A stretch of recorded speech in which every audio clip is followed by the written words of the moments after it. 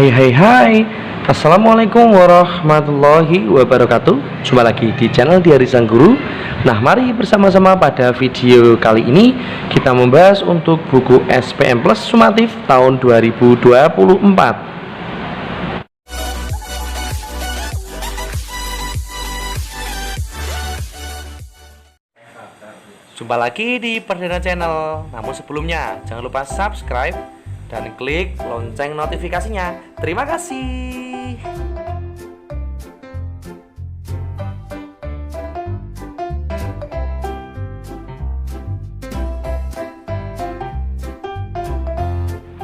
Nah, anak-anak dan sobat belajar semua, mari pada kesempatan kali ini kita bisa membahas ya lanjutan tugas atau soal IPAS ya untuk materi IPA pada paket yang kedua. Ya, pada kesempatan kali ini ya, mari bersama-sama kita bahas dengan Pak Guru ya.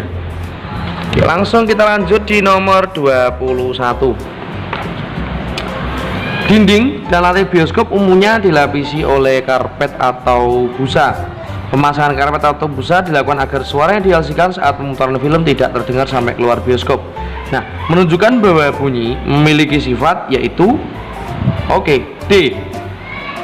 Diserap ya. Nomor 22, bila diamati ya, ini gambar kolam renang ya, tampaknya dangkal. Hal ini disebabkan karena salah satu sifat cahaya, nah yaitu dapat dibiaskan ya, sehingga kolam renang yang terlihat dangkal itu ternyata kolam renangnya dalam. Nomor 23, seorang pendaki menggunakan kompas untuk menentukan arah mata angin. Sifat magnet yang dapat dimanfaatkan oleh kompas adalah D ya, menunjukkan ke arah utara dan arah selatan. Nah, ini ya. Nomor 24, kelebihan dan rangkaian listrik yang ada di gambar ya. Nah, jadi kelebihan yang bisa kita lihat ya, ini salah satunya manfaatnya kita bisa menggunakan listrik lebih efisien ya, karena ada hambatannya ini ya. Nah, ada hambatannya untuk memutus dan menyambung arus. Maka nomor 24 jawabannya adalah B, anak-anak ya. Nomor 25,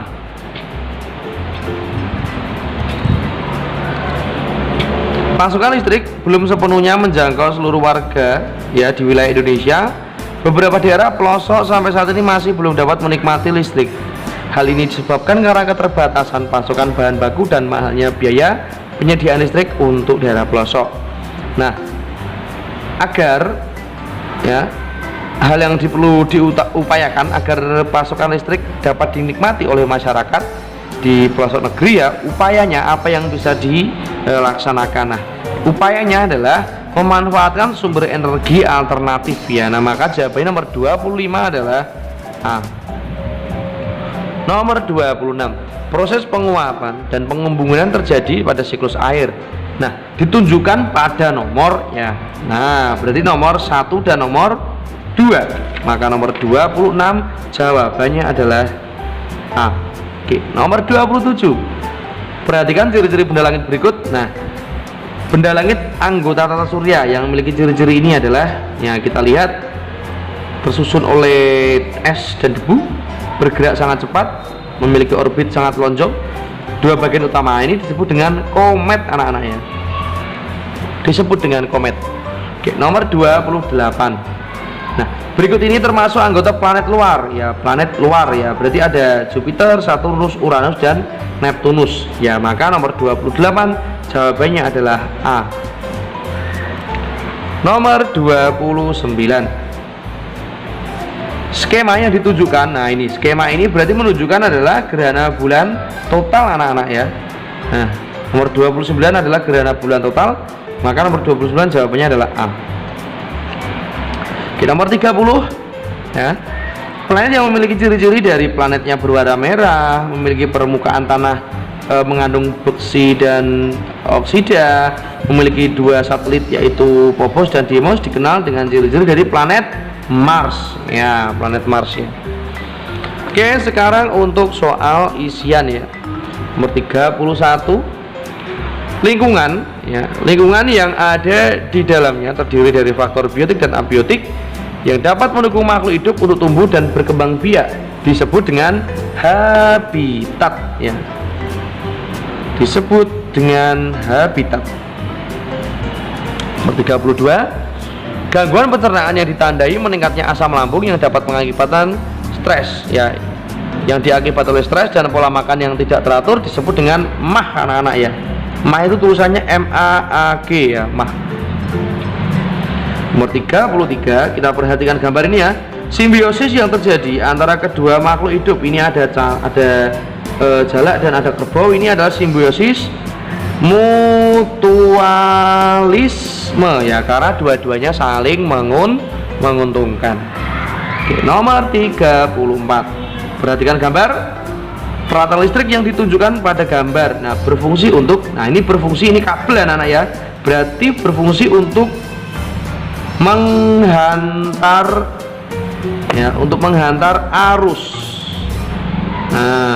Menghantar arus listrik ya. Ini di kabel itu berfungsi untuk menghantarkan arus listrik. Nomor 35, benda yang dapat ditarik ya, lemah oleh magnet disebut dengan benda paramagnetik ya. Benda yang ditariknya secara lemah itu berarti disebut paramagnetik. Nah, ini ya. Oke, sekarang lanjut untuk nomor 36. Ini Pak Guru nanti akan sampaikan secara lisan ya anak-anak ya. Memasuki musim hujan khusus kasus demam berdarah meningkat. Untuk itu perlu melakukan upaya pencegahan penyebaran kasus demam berdarah. Tuliskan 3 cara yang dapat dilakukan ya. Cara yang pertama yang bisa dilakukan adalah dengan melakukan gerakan 3M ya, menguras, mengubur, dan menutup. Yang kedua, menjaga kebersihan lingkungan, dan yang ketiga, menggunakan lotion anti nyamuk saat berada di luar rumah. Itu 3 itu yang bisa anak-anak jawab untuk mengerjakan soal nomor 36. Nomor 37. Ini langsung saja kita di pertanyaannya ya. Ini pertanyaannya adalah tuliskan 3 cara yang dapat dilakukan untuk menghemat penggunaan air. Yang pertama yang bisa dilakukan untuk menghemat penggunaan air adalah menggunakan air secukupnya. Yang kedua, menutup keran dengan rapat jika sudah tidak digunakan. Yang ketiga, menampung air hujan untuk menyiram tanaman. 3 jawaban ini bisa digunakan untuk mengerjakan soal nomor 37. Nomor 38, seorang pendaki menyalakan api unggun pada malam hari. Hal ini menyebabkan tubuh pendaki terasa hangat ketika berada di depan api unggun. Menurutmu apa jenis perpindahan panas yang terjadi pada peristiwa tersebut? Perpindahan panas yang terjadi adalah radiasi anak-anak ya. Jadi radiasi. Radiasi. Perpindahan panas radiasi itu perpindahan panas tanpa melalui zat perantara. Jadi tanpa adanya sentuhan atau adanya perantara itu bisa merasakan panas. Itu ya. Sekarang nomor 39. Langsung saja di pertanyaannya, tulislah 3 dampak negatif dari kegiatan reklamasi pantai. Jadi ada 3 dampak dari reklamasi pantai. Yang pertama, terganggunya ekosistem pesisir laut. 2, adanya pencemaran air. Dan yang ketiga, rusaknya ekosistem mangrove yang ada di laut. Itu yang bisa anak-anak gunakan untuk menjawab soal nomor 39. Oke, sekarang untuk soal yang terakhir, tuliskan akibat yang ditimbulkan dari peristiwa revolusi bumi dan revolusi bulan. Ini Pak Guru jelaskan ya.